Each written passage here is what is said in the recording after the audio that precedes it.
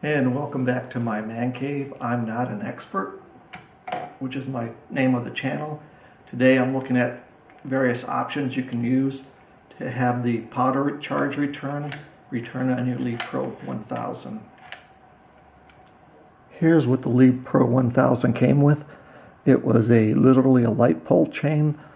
So after the case went up there and made this rise up like this, when the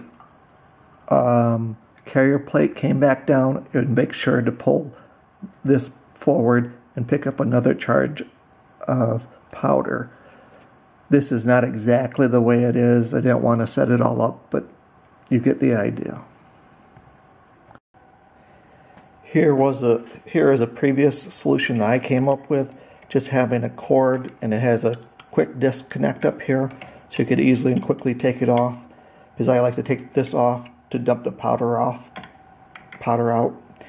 And so when the case came up and activated the powder charge, this would come back down, and if it didn't come back down by itself, the chain would there pull it back down.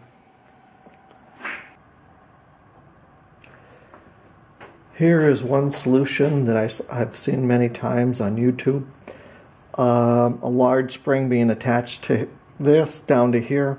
So when this comes up, and if you have a shell in here, it activates the powder measure, and then bringing this back down, the spring would pull it down.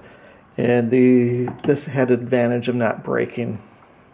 Here is the latest thing that I came up with. So far it seems to work beautifully. There's no chain or wire to get in the way going up and down. Much easier to take on and off the press here. Basically,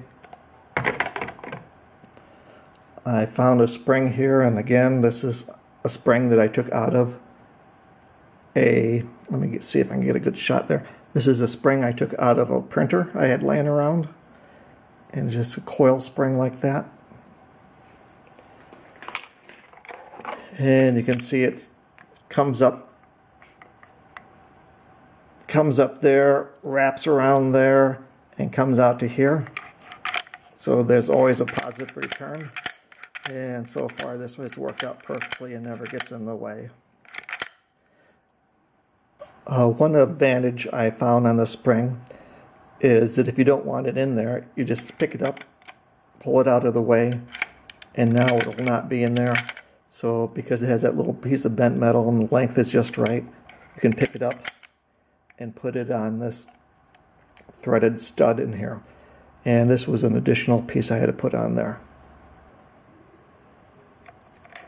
Here is a close-up of the part taken out, and I had to get a longer stud here. And I had to take a Dremel and grind off some of the threads here so this would go on,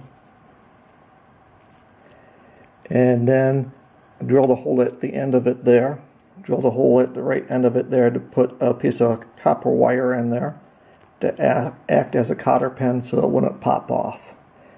And of course here is the additional stud and bolt I had to add on there. Again, an assembly this after it's been assembled to that part, and put the cotter pin in through there again after it's been assembled through that part, and this will cause that to return. Hope this helps anybody out there. Thanks for watching.